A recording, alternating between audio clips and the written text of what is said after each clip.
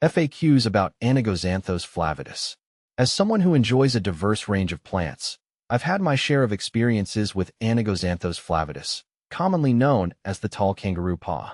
Here's a detailed FAQ guide based on my personal insights and experiences with this striking plant. See more 11 species in genus Anigozanthos at monsteraholic.com. What is Anigozanthos flavidus? Anigozanthos flavidus, or tall kangaroo paw, is a unique plant native to Western Australia. It's renowned for its vibrant yellow flowers that resemble a kangaroo's paw, which is how it got its name. The plant belongs to the Hemoderaceae family and is known for its hardy nature and distinctive appearance. How to care for Anigozanthos flavidus. Caring for Anigozanthos flavidus can be quite rewarding, especially if you enjoy plants that add a splash of color to your garden. Here are some key care tips based on my experience. Sunlight. This plant thrives in full sun. Aim to provide it with at least 6 hours of direct sunlight each day. It can tolerate partial shade but won't flower as abundantly. Soil. It prefers well-draining soil. I've had great success with a sandy loam mix or adding coarse sand and gravel to improve drainage. Watering. Anigozanthos flavidus is relatively drought-tolerant once established. Water it moderately, allowing the soil to dry out between waterings. Overwatering can lead to root rot. Fertilization. Feed it with a balanced, slow-release fertilizer during the growing season.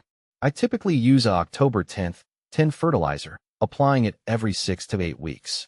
Pruning. Deadhead spent flowers regularly to encourage new blooms and maintain the plant's appearance.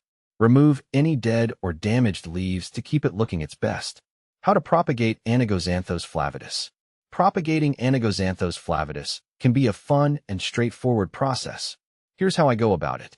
Seed propagation. Collect seeds from mature flowers and sow them in a seed tray filled with a seed-raising mix. Keep the tray in a warm, sunny spot and ensure the soil stays moist but not waterlogged. Germination can take several weeks.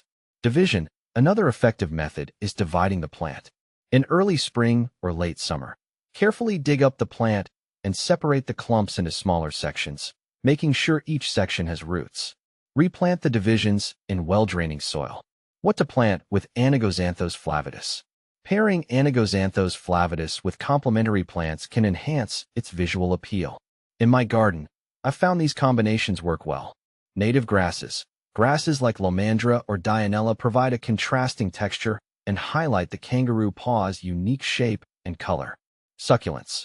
For a low-maintenance option, combine it with succulents such as echeveria or sedum, which offer different textures and colors.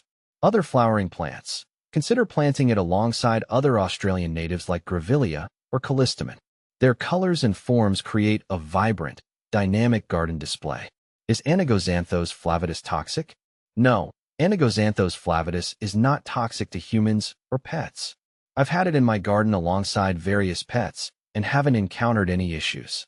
However, it's always a good idea to prevent pets from chewing on plants, as ingestion can sometimes lead to minor digestive upset. Benefits of Anigozanthos flavidus. In addition to its aesthetic appeal, Anigozanthos flavidus offers several benefits. Drought tolerance. It's well-suited to dry climates and requires minimal water once established, making it an excellent choice for low-maintenance gardens.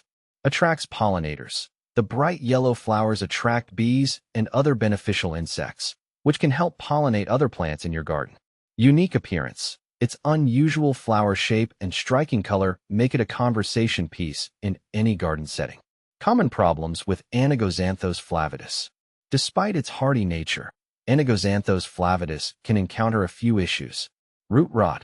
Overwatering is a common problem. Ensure good soil drainage and avoid waterlogging.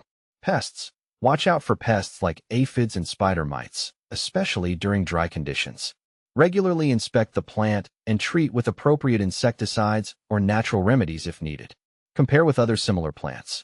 If you're considering alternatives or comparing Anigozanthos flavidus with other plants, here's a quick rundown. Anigozanthos bushranger. This variety offers similar bright colors but tends to have a more compact growth habit. Kangaroo paw. Anigozanthos big red. This variety features red flowers and can be a striking contrast to the yellow blooms of Anigozanthos flavidus. Banksia. Another Australian native. Banksia has a different flower structure but shares a similar hardiness and appeal. In summary, Anigozanthos flavidus, or yellow kangaroo paw, is a stunning and versatile plant. With the right care, it can add vibrant color and texture to your garden, while being relatively low maintenance. Whether you're growing it from seeds or divisions, pairing it with complementary plants, or addressing common issues, this plant offers plenty of opportunities to enhance your garden.